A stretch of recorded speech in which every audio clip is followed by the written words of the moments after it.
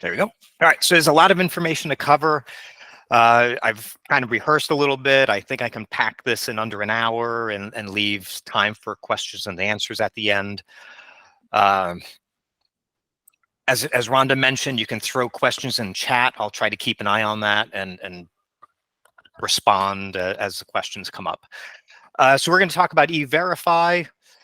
First, just a quick disclaimer. This is for discussion purposes. What I'm saying is not legal advice. So if we're talking about terminating employees, state laws, this is, I'm not advising you anything. Each situation is different.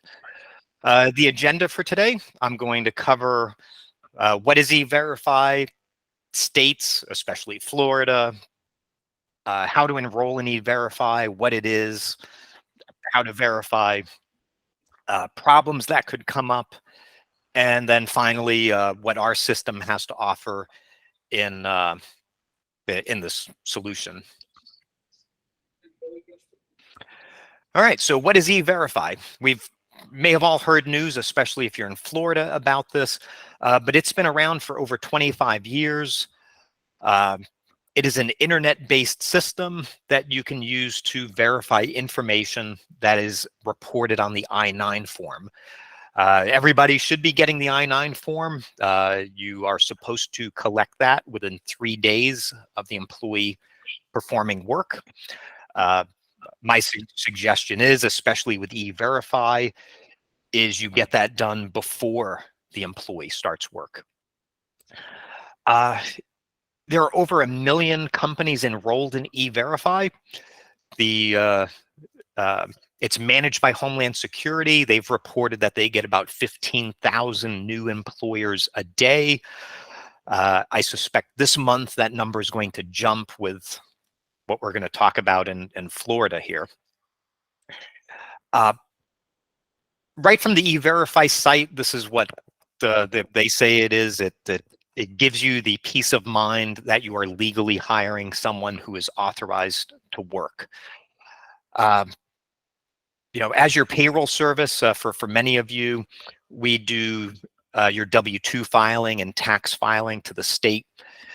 And different state agencies are becoming less tolerant of invalid Social Security numbers. Just because someone has a Social Security card with a number on it does not mean they're eligible to work. And we see this quite often where they put a Social Security number in the system. We don't validate it as a payroll service, but we send that off to the state and then it gets rejected from the state, which they then will issue penalties for invalid. And some states don't even allow us to file with a social that is not valid. So doing this E-Verify lets you check up front to make sure that person is legally able to work. As I said, E-Verify is not new. It's been around for 25 years. All employers in those states that I have listed at the top, which is quite a few, it's starting to grow. Those states, if you have employees there, you hire one employee and you are required to E-Verify. So there's no limit. The next few states, they are eliminating E-Verify for the very small employers. So you're mandated if you have 4 or 5 or more, 6 or more. Florida, which we're going to talk about, is 25 or more. We are following North Carolina. And then there's a number of states that only require it for public employers or employers that do business with the government, private employers that do government contracting. Florida used to be on that bottom list. So Florida has moved up to that tier of 25 or more.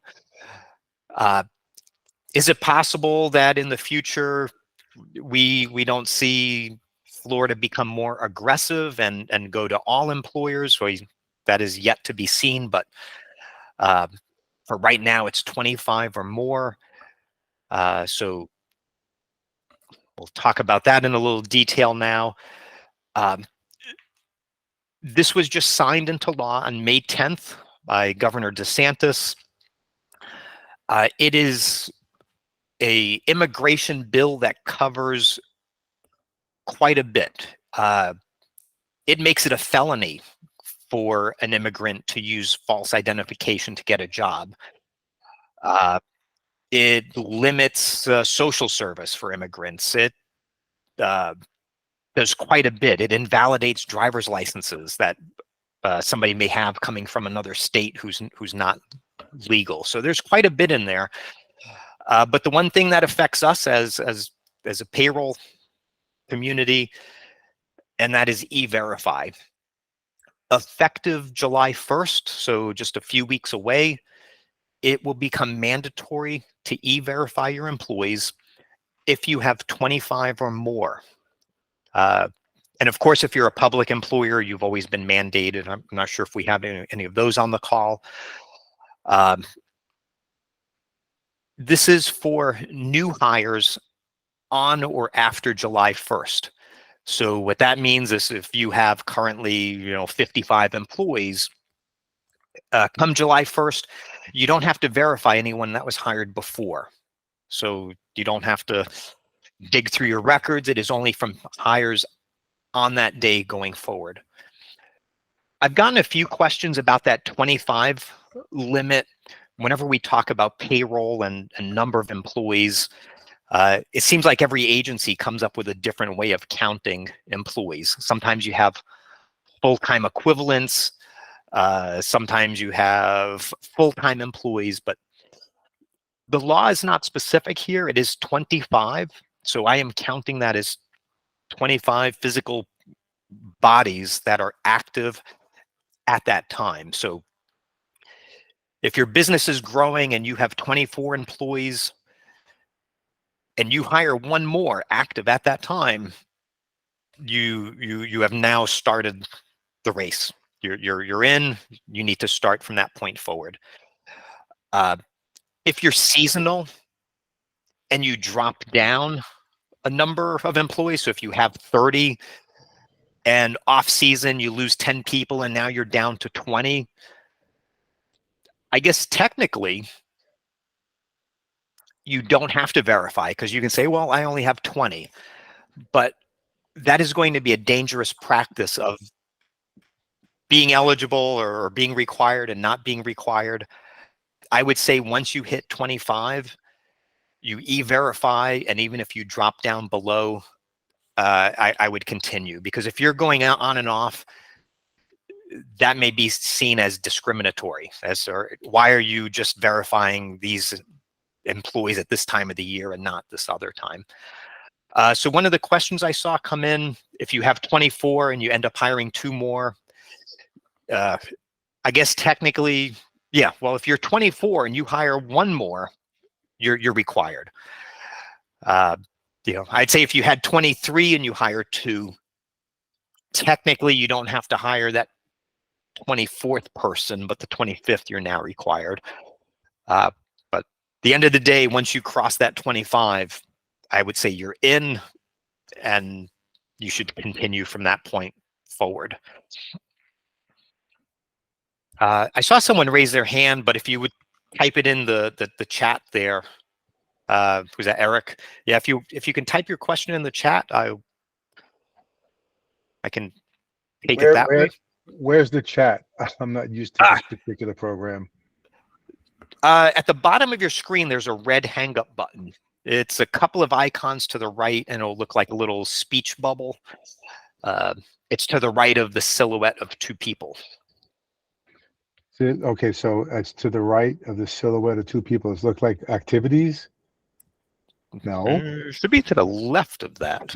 Yeah, it's to the left of activities. Where it says people. She's coming to show me. Oh, those Kathy. That is weird. Well, all right, I'll find it. All right, what's your question, Eric? I can.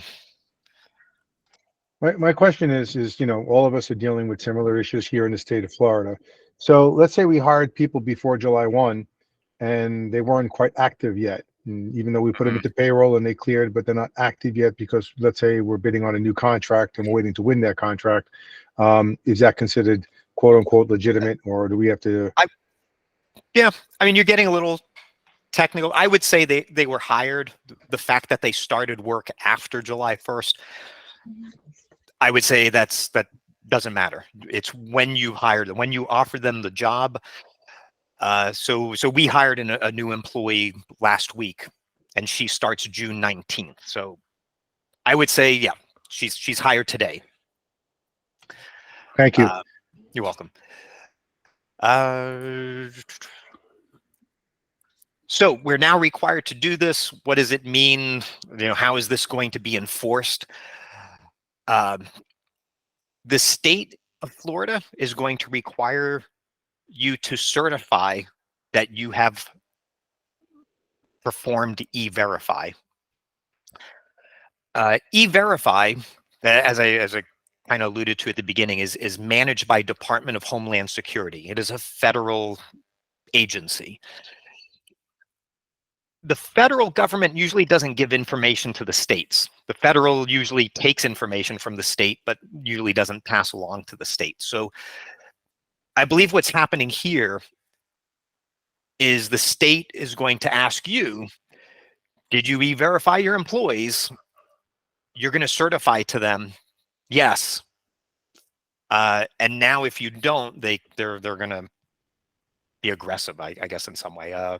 Amanda, do you see the chat icon down there? If not, we'll let you chime in.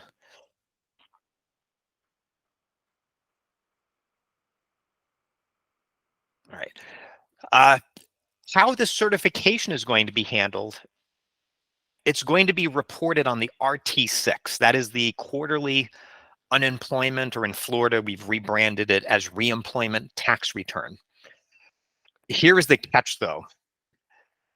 We, as your payroll service, if we are your payroll service or any payroll service, files the RT6 for you. We electronically file it. We report your quarterly unemployment. Well, the state of Florida says payroll services do not have the authority to certify on your behalf. We can't certify for you. You, as the employer, have to certify on your own.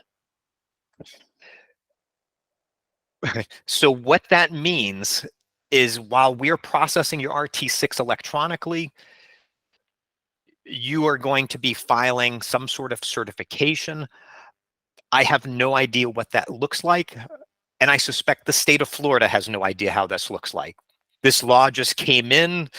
The governor will pass the law, and now this Department of Revenue, who this falls under, is sitting there figuring out how this is going to work. So because the first new hire is July, this is for the third quarter. I believe the reporting is going to be in October 2023. By that time, the state is going to come up with some sort of form. I don't know if it's online or if it's on paper, but there is some process every employer will need to do every quarter. And I'm sorry, I would love to be able to do it for you as your payroll service, but this is not something we would be able to do. Again, who knows if that will change? We'll see in October. If you are not receiving our newsletter, you can go to paymaster.com, and on the bottom of the website, there's a sign up for newsletter. We put out a very informative newsletter, and I will definitely put everything we know as it comes out in there. So some questions I see in there: if you're using E-Verify, no matter how you're verifying employees, you will need to do this certification if you have 25 or more. Again, if you're a small employer with 10 employees, you don't need to participate. Now, the state knows exactly how many employees you have, and they know who you hire because of the quarterly tax return filing. They know, all right, somebody wasn't on second quarter, now they're on third. You have a new hire. And I'm going to go through how I think the state is going to determine that in a minute. Penalties. There are going to be penalties. If you are caught not verifying, you will have a 30-day warning, and you will need to verify those employees that they catch within 30 days. I'm not quite sure this penalty thing yet. It says if you fail to verify, or if you're caught failing 3 times in a 2-year period, the penalty is $1,000 per day until you get those employees verified. The 3 times, what we don't know is that 3 separate times, like they come in and audit you, and then 4 months later they come in again, or is that literally 3 employees they catch? So if they come in once and they see you haven't been verifying any of your new hires, that could count as 3, 4, 5, or however many new hires you had. So again, I'm going to say, just do it. Don't risk being caught or not, or trying to evade this process. That certification you're going to have to send in some manner, that quarterly certification. Again, we don't know what that looks like. If you don't file it, will they penalize? Probably. If there's one thing states love to do, it's create reasons to come up with penalties. So again, we're not quite sure of what that is going to look like, but we'll talk about that at some point. Romeo, I think Yes, maybe I see some. Amanda's having a hard time getting to the chat, so she's raising her hand if you want to. Okay, Amanda, if you may be on mute.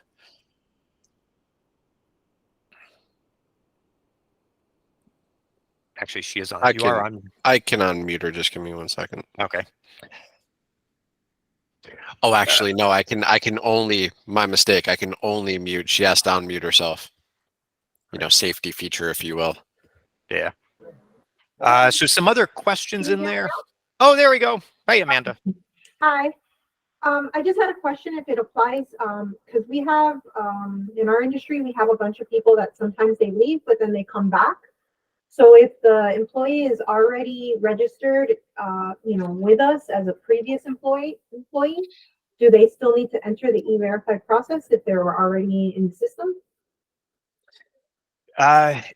Yeah, and I believe it's how long they're separated, and I'm not sure of that answer, but I know, if somebody leaves for 6 months and they come back, you really need to treat that as a new hire. New hire. Okay. Yeah. Yeah. I know if there's a short period of time, and I don't know what that time is, if it's, of course, a couple of weeks or something to that effect, you don't. But certainly if it's like a seasonal thing, they leave for a few months for season and they come back, that should be a new hire. Okay. Can you get in trouble for employees that were hired? So, I mean, if you're hiring an illegal worker and you didn't verify them and they're not legal, I mean, that's a whole other problem. That if you get caught, of hiring someone illegally, I suppose they could have given you falsified documents in order to gain employment, and you thought they were legal. Then you would be safe in that situation. And that's why this law has also made it a felony for someone to provide falsified documents. So there is some penalties in there for that worker. My right. concern was more just trying to control costs, because I don't know how much E-Verify is going to cost me to run for every single person. So if I had somebody, in this type of industry, they leave sometimes, we have our slower season, we have our busier season, sometimes we do layoffs. And then just sometimes people travel and they don't come back for a little while. But if 6 months is the mark of when they're considered new again, then I can keep that in mind. Okay. I'll see if I can find that out and put that out there for you. Okay. All right. So, and one other question I saw come in: requirements for less than 25 employees. So no, they're If you have 24 or less employees, there's no requirement to e-verify at this time. I'll disclaim that. You know, the state could reduce that. All right, so how to e-verify, and then Kristen put in the comment there, e-verify is free. So yes, if you go to Homeland Security, which I'm going to talk about, the e-verify is for free. What you will need to enroll is what I have on the screen here. Nothing out of the ordinary. If you're on the, if you're the business owner, you should know all of this information. The one thing I bolded here is you need to know your industry classification code. It's usually reported on your corporate tax return, or if you go if you do a Google search for NAICS code lookup, you type in your industry and you can find what your code is. So once you have that information, you go to everify.gov. There's a link on the top right to enroll, or there's the hyperlink there. There's a few ways to get to that enrollment page. As Rhonda may have mentioned earlier, we are going to share this presentation and the slides. They will be posted to our website. And we'll also include it in our July newsletter, so you'll be able to come in and if you wanted to click through these links. But actually, by the time of the July newsletter, it'd be too late. So everify.gov. When you enroll, it walks you through the process. You set up a point of contact. You set up your employer information, what type of employer you are, what sites you hire for. So if you are a business with multiple entities, so if you are a Subway franchisee and you have 15 separate corporations, each location is a separate corporation, you don't have to register every single one. You pick whichever one you want as your main one, you register one, and then you register those others as just as hiring sites. So it'll save you from having multiple logins to the e-verify system. You only need once. You do all of your verification under one company.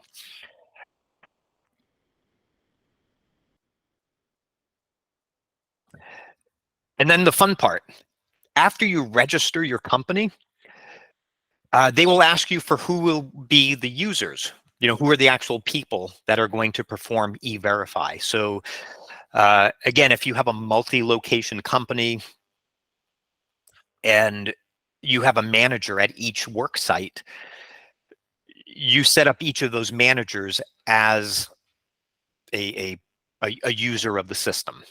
So you set up your administrator, and then there will be a place where you set up your users. Each user will get emailed from DHS a username and password, and they will need to go through a lesson. Actually, it's 5 lessons. It's about 20 to 30 pages of text per lesson. You have to look at every single page, and I suggest looking at every single page and actually reading almost 150 pages of help. It walks you through the process, and you have to retain what you've read, because at the end of the process, there's a test. You click Start Knowledge Test, and with e-verify, it is a 28-question test. The questions are random. They're all multiple choice. So don't call and ask us what is the answer for question number 18 of 28, because it's probably not going to be the same one. The questions kind of change. And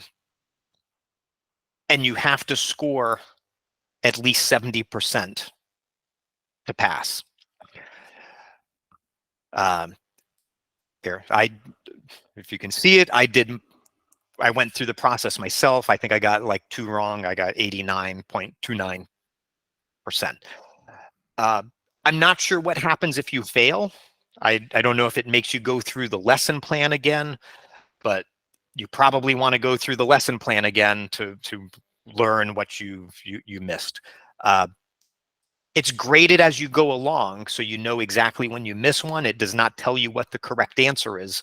So if you have to do it again, you're going to have to know what that answer is for the one you missed. A couple of questions. No, you don't have to verify 1099 contractors. They are not employees. This is only for W-2 employees that you're hiring. If you hire someone for a day, I mean, if you're hiring them as a W-2 employee, they're an employee. It doesn't matter if they work 1 day or forever. You do have to e-verify minors. Again, you're hiring someone. Everybody has to be verified if they are a W-2 employee. Did you see the questions above that as well, Romeo? Maybe not. Let's see, contractors. So the service is available through PayMaster. We're going to cover that towards the end. And I kind of covered common ownership. So, common ownership. So if you, like in that Subway example, some Subways only have about 5 employees, a location, and if that's a corporation. But common ownership would say, all right, you have 15 locations, you have 75 total employees, you're required. So common ownership is looked at as a single group to meet that 25 employee test. And what stops you from hiring independent contractors? It's that just makes a bad problem even worse. There's all sorts of laws that you shouldn't, of who to classify as a W-2 and who you can hire as a 1099. I have heard some people talking about that.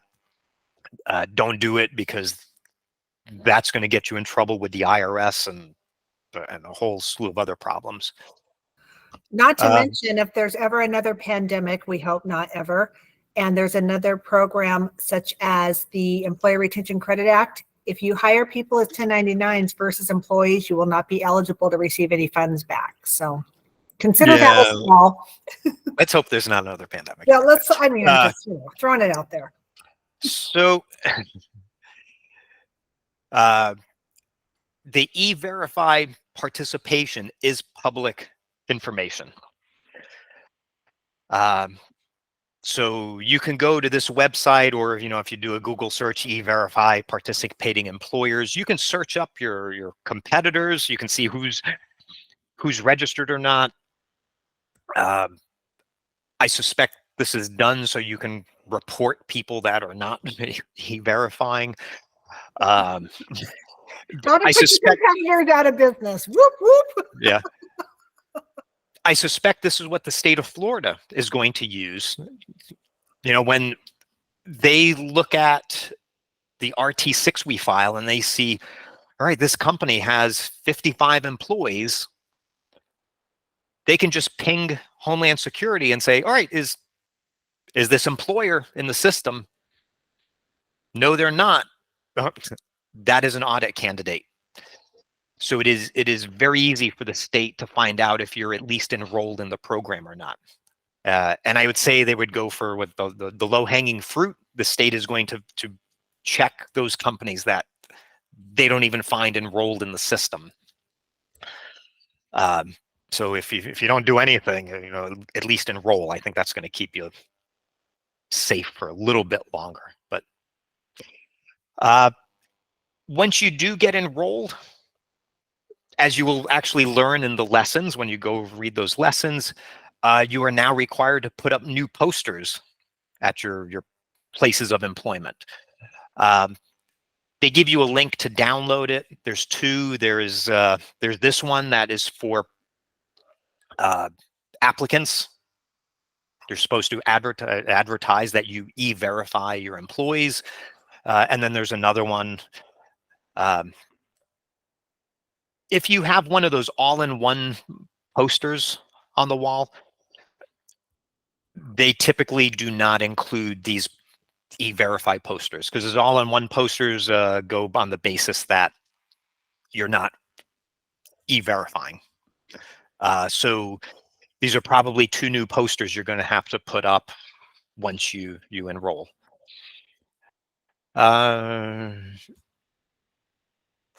Yeah, so a couple of questions. If you start out with 25 or more and then you go under 25, do you still need to quarterly file? Again, I kind of covered this. I would say once you hit that 25 threshold and you're enrolling or e-verifying, I would say don't ever stop, even if you drop below.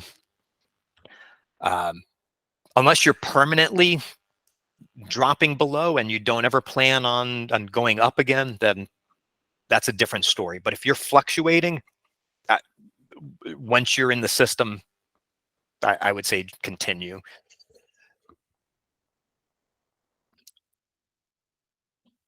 All right, so you're now enrolled, you passed the test, you're able to start verifying employees.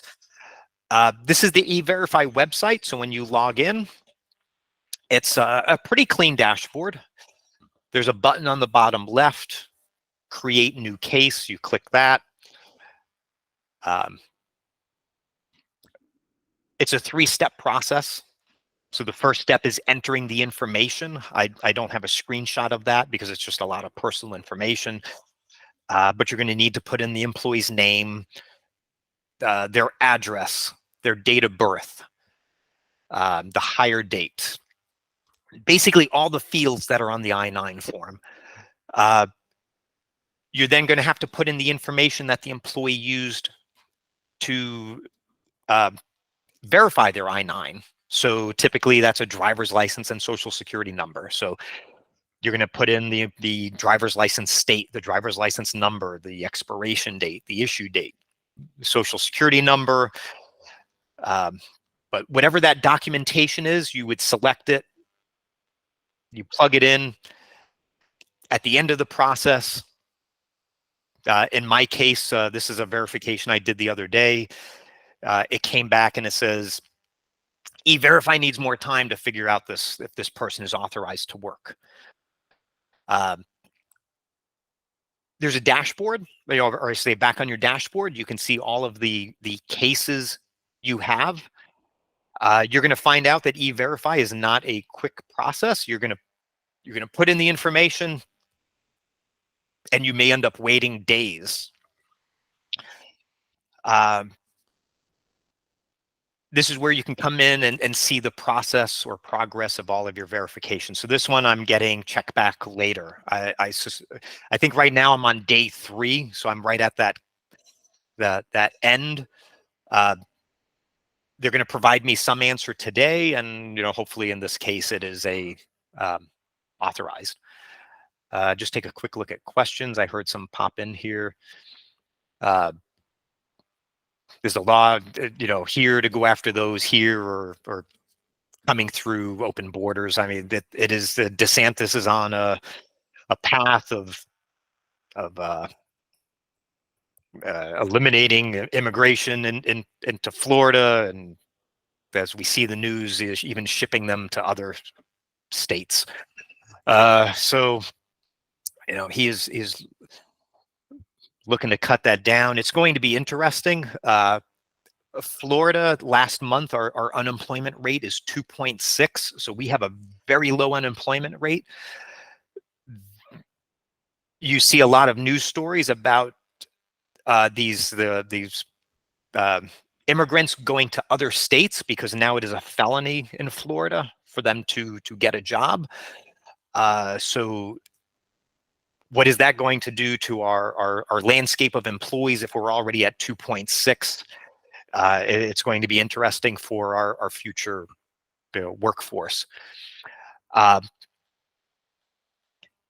In this case, in this case of this hire, as I said, I hired someone, their first date of employment is June 19th.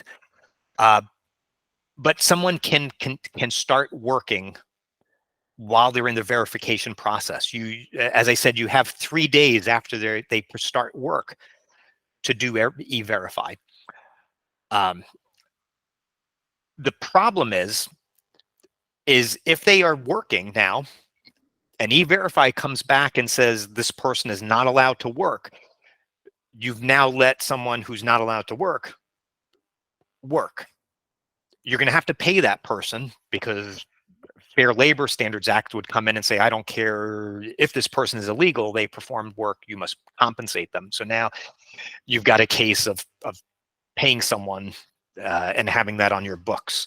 So ideally you want to try to do this before they start work.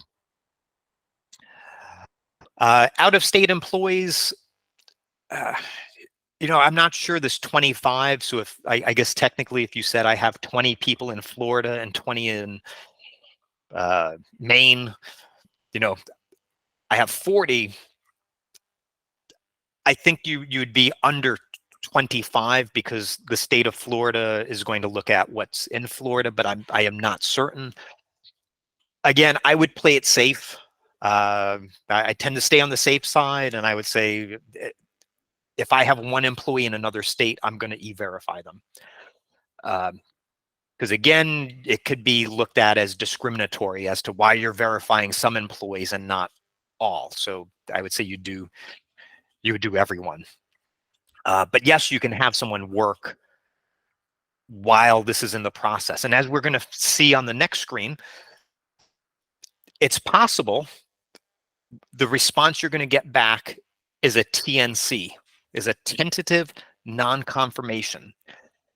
This means something is, I'm not going to say something is fishy, but something is weird about that situation. And I just put in a list of things that could be weird. Something doesn't match, something was entered incorrectly. This could go on, I believe, for 8 federal business days. So certainly, you hire someone, right? I'm hiring, I really want them to start tomorrow. You are allowed to have them start work while the government is working out this non-confirmation. What the tentative non-confirmation means, actually, let me back up. So what this means is that something is wrong and more information is needed on somebody's part. It may be you, the employer. They may ask you for information, which we'll look at in a little while. Or it may be something for the employee. So what you're going to get is a further action letter. So in the e-verify system, you will have the ability to download a further action letter. E-verify is 2 government bodies. It is Social Security Administration and Homeland Security. The letter, based on what the problem is, could come from either place. So when you go in and you download it, it could say it's from Social Security, or it could be from Homeland Security. It's going to give that employee, that applicant, the specific instructions as to what they need to do to get cleared, to be verified. The letter you download will be personalized to that employee. It'll have their name in it. It'll have the exact reason, their case number. It will give them the steps, which I wanted to try to make this large, so I don't have all the steps in here, but it'll tell them exactly what they need to do. They may have to visit an SSA office. They may have to go online, create an e-verify account, and upload documentation. There's going to be a process for them. At the bottom of this letter is, and I think it's a 3-page letter, 2-3 pages. That employee needs to check one of these boxes as to what action they're going to take And it's going to give them a due date on there. So as I said, this is an internet-based system. It's not only internet-based where you need a computer, you also need a printer to print these letters to give it to the employee. And they're either going to say, I'm going to take action, I'm going to clear this up. Or they can say, I'm not going to clear this up, in which case your end result is you need to terminate that employee. Plain and simple. And it tells them that right on the letter. I'm not crazy about how it says employer may terminate my employment because you shouldn't be hiring this person. But I guess they're keeping it with may. Of course, the third option that could happen is you give this letter to the employee and you never see them again. That's most likely what I suspect is going to happen. In that case, whatever that decision is, you're going to record it back in the E-Verify system. So we talked about terminating. You are rightfully able to terminate that employee if they say, I'm not going to do any further action, or of course, if they don't show up anymore, they've in essence terminated. So you can terminate them.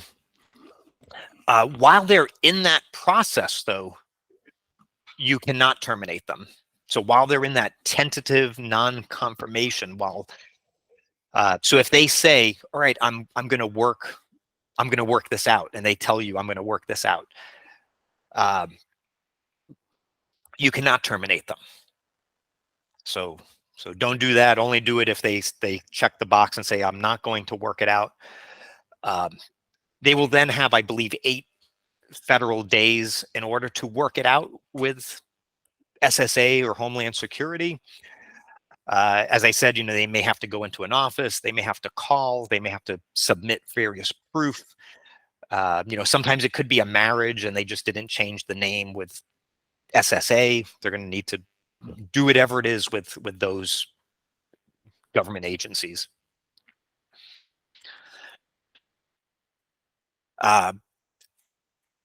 There are a few other statuses. So we talked about the tentative non-confirmation. So while things are in the works, of course, what you want to see is employee authorized, employment authorized. That means case is closed.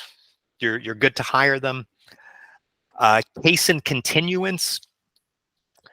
That means it's in the works. The employee has reached out to one of the agencies and things are being worked out. When you submit information in E-Verify, you cannot change it. So once you plug in driver's license number, SSN, date of birth, once you plug it in and you submit, you can't go back and fix something. So you could get, there's a problem, you need to close that case and resubmit a new verification. So make sure you double check everything you enter and check your typing. DHS no-show means the person contested and then they did not show up to whatever appointment they needed to. And final non-confirmation means the employee started the process of whatever it is and they just didn't finish, or they didn't show to SSA. Both of those bottom ones, no show or final non-confirmation, you terminate that employee. That's plain and simple. So let's see, I think my next slide is kind of just to take a break in my presentation because we're now going to talk about our system. But as far as the E-Verify system, that pretty much gives you a really good overview of how it works. Let me see, I see some questions on there. DHS records. So DHS manages the E-Verify program. So when you go to E-Verify, you are on a Department of Homeland Security site. They are communicating in the background to SSA to verify information. So it is a combination of those two entities. I saw something about paying employees cash. Please don't pay employees cash.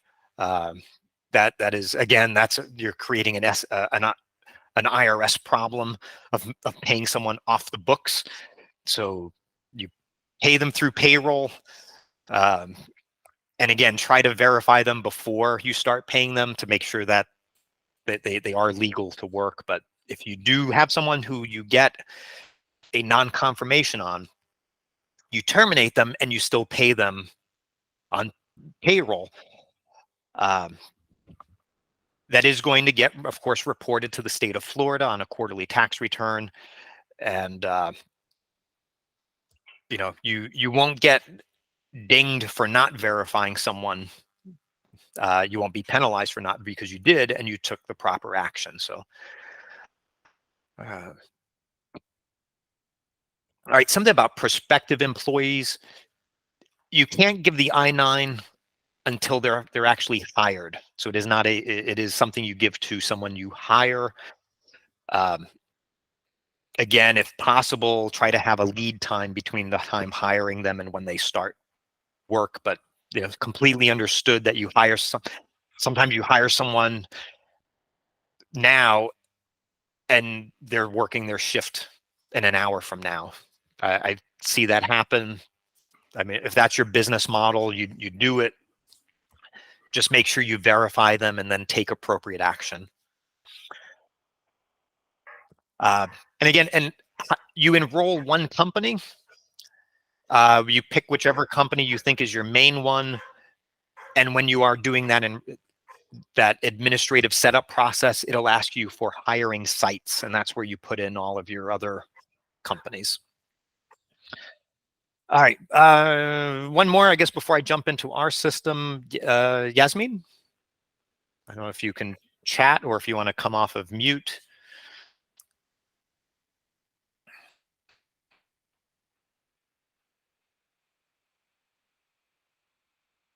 Can I-9 forms be typed? The I-9 form cannot be pre-populated for the employee. I'm going to jump ahead here. In our system, which I'm going to show you in a moment, we have an I-9 form. We used to pre-fill this in. We used to say, all right, we're going to make it easy for the employee. We know their name. Let's fill it in. DHS says you cannot fill in anything for that employee. They have to be the ones that fill in everything. If you give it to them and they bring it home and they've got a IBM Selectric typewriter and they want to sit there and type, sure, they can. They can get a fill-in form. I guess they can type it in there. It does not have to be a wet signature. So actually, let me start, because I think I'm going to answer some questions here. And yes, this recording will be made public. It'll go to our website, which I'll talk about at the end, and we're going to put it out a link to everyone who registered for this. All right. In our system, if you are a PayMaster client and you're just using our payroll service, we include the ability for employees to complete their I-9 and withholding form. You can see down here at the bottom, there's withholding. It's found under the My HR in the employee portal, kind of in the same area where they can see their W-2. This is included at no additional cost. It is a great feature. We don't activate it for every company because we don't want an employee filling it out if you are not expecting them to be doing their forms online as the administrator. So it is possible we have this feature off where they can't see it.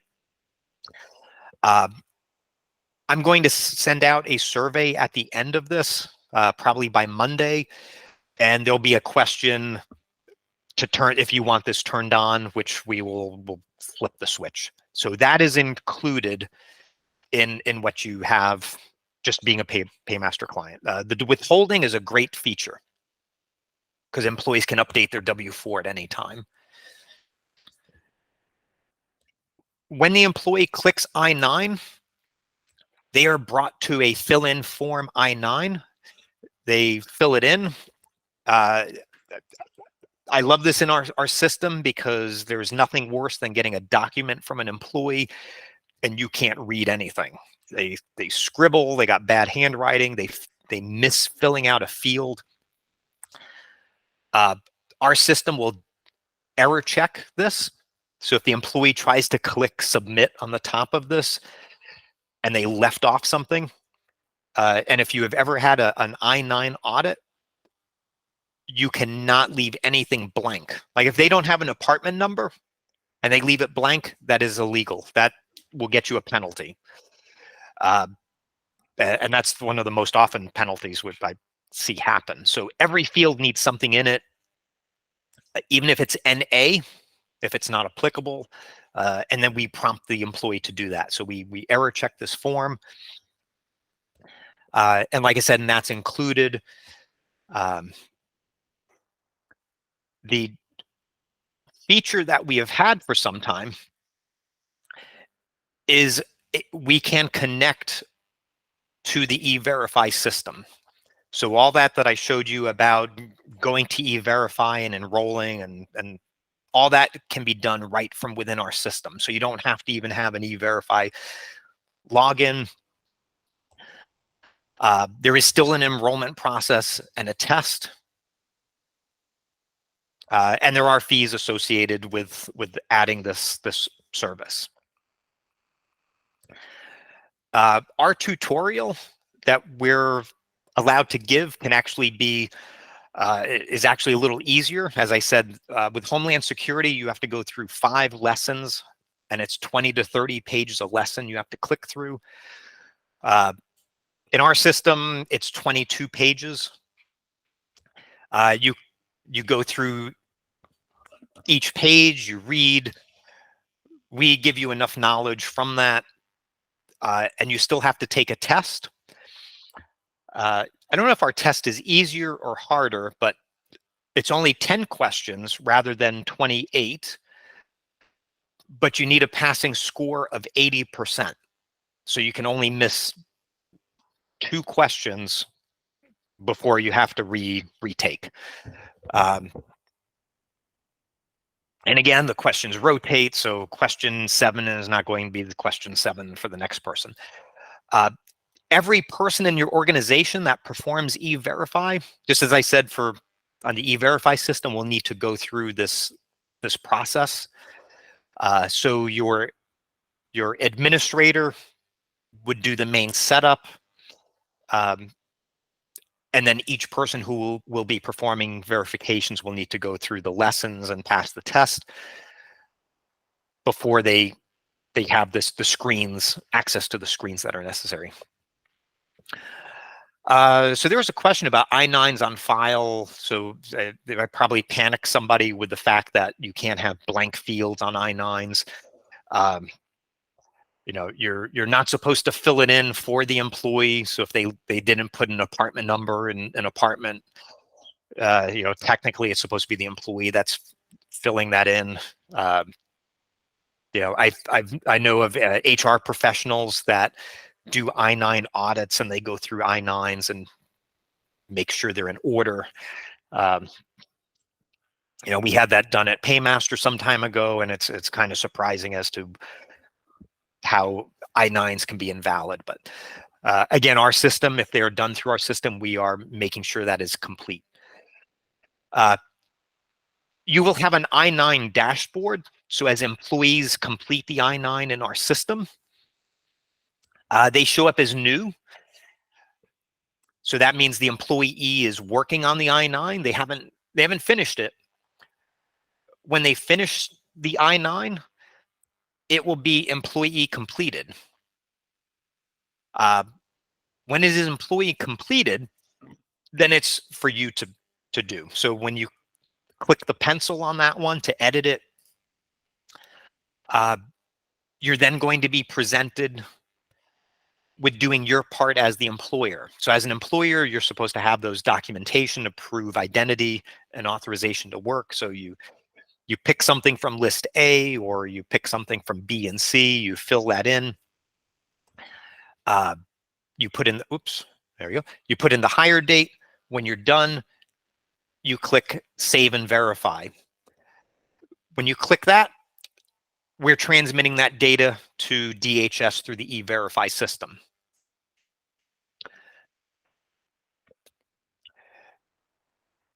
From the I-9 screen, there's an E-Verify requests button on the top right. You can also jump right to the E-Verify screen, but if you click E-Verify requests, you have a E-Verify dashboard. This is going to show all of the verifications. I took this from a company we've been running. We can see they've done 916 verifications in the system. Ideally, you want the status to be employment authorized. All right, great. That person is authorized, ready to go. Sorry, I hit my mouse. Our system automatically closes the case, and those people are ready to go. I did a filter for verifications that are not closed and ready to go. We have a photo match, which we'll see. Unconfirmed data, pending referral. There's, I think these are pretty much the 3 different statuses that you're going to get. And if you click the pencil on photo match, we're going to show you DHS is going to show you a photo of that person that's on their documentation with their records, and you have to say whether that photo matches or not. You select the appropriate option, and that will go back to DHS for them to make their decision. Sometimes it's a data match. So that is what we see here. They're going to give you the employee. They're going to say, all right, does this match what's on the I-9? Maybe you miskeyed a number and they thought it's close enough to kind of just verify rather than having it rejected and you resubmit. So that is a verification. Or as I showed, just like I showed on DHS with those letters. So here is a tentative non-confirmation, what it looks like. It gives you the steps. You can select the language to print the letter and download. And that's made for you to hand that applicant, or not applicant, that employee, that letter, same one I showed you before, for them to take action. The employee is supposed to check one of those bubbles and hand it back to you within 3 days. So when they do, on that same screen, you record what that employee selected, that they will take action, and it will tell them the deadline, or they will not take action, and you are terminating employment. Lastly, on the E-Verify screen up on the top, there's a resources. If you click that, we link to the 2 posters that I talked about, so you have easy access to those posters. If you click the ellipsis here, you can get into if you want to look at the training again, or if you want to do the test again, you can subject yourself to that. So, all right, let's see. And I think that is the end here. So as I said, we'll send out a survey. If you want to just activate the I-9 in our system and you want to do E-Verify on your own, that's included, and we can take that and set that up for you. If you'd like to use our E-Verify connector, it's $350 per verification, but it eliminates your having to manage two systems, having to go into E-Verify and key in all of that data. In here, it's just, you're going to put in that verification information and click save, and it's going to send that off. So there are some conveniences here. Let me see what other questions I have.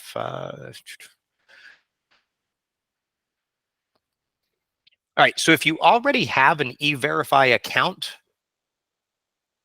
and you want to use our system, it's still, you still have to go through the lessons and the test. It should be easy because you should already know how it works, and that's what the questions are really about. If you start out with our system and you no longer want to use it and you want to go directly to E-Verify, you would have to set up an account with E-Verify. You could have two accounts, so that's what I did with PayMaster. You know, I did both just to see how they both worked. And yeah, if you do the E-Verify, if you do the E-Verify in our system, that is through E-Verify, so you don't have to submit there. If you're doing E-Verify through National Crime Search, it's one of our background checking partners, and again, you're doing it there. So as long as you're doing it somewhere, that's the important thing. And as you can see, there's different places you can do the process. Let's see. I thought you could not E-Verify for an employer, or does the employer still have to register on DHS but can E-Verify through PayMaster? E-Verify. So you as the employer have to do your E-Verifications. You can do it through through DHS. You can do it through us.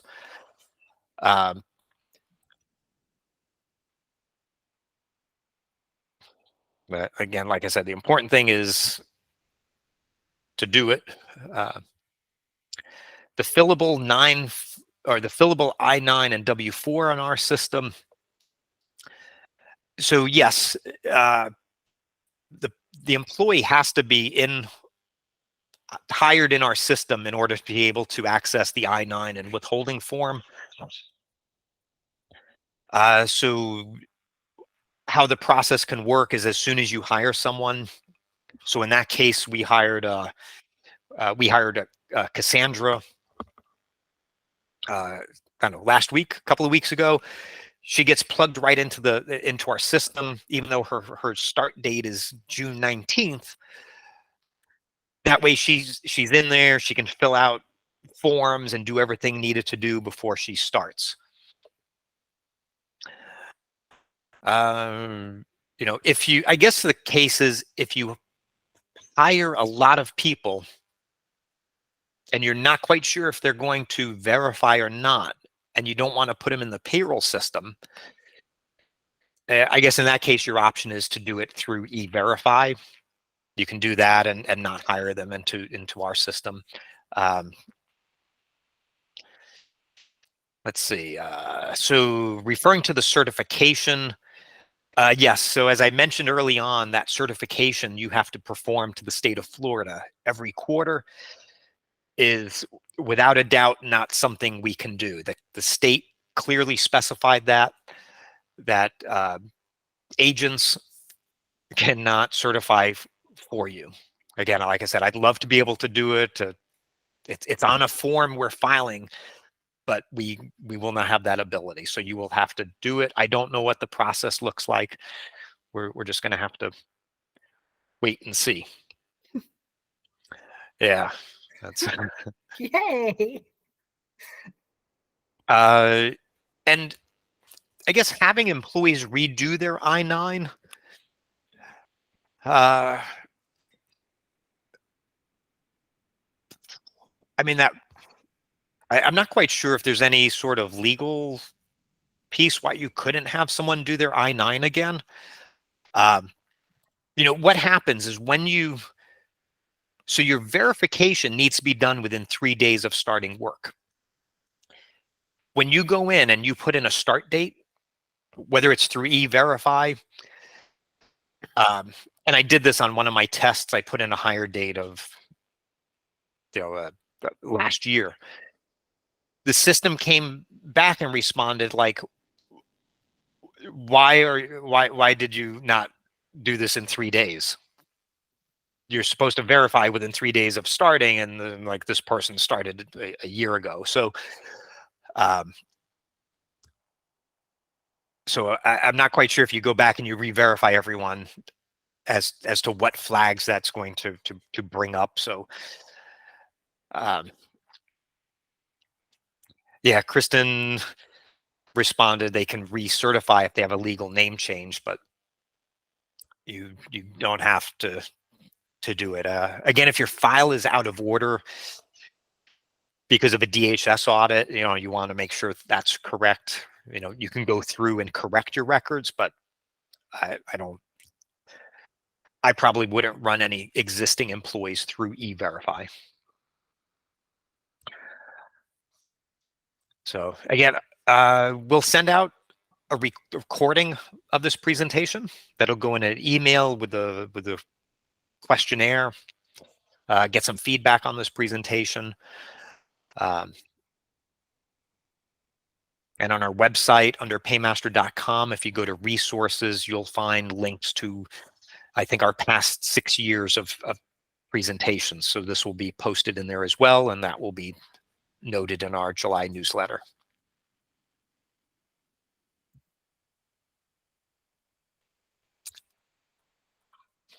We want to thank everybody for your time today. We truly appreciate it. If you have any questions or you have any concerns about anything that we covered today, or it just doesn't seem to resonate with your business for whatever reason, feel free to reach out to us.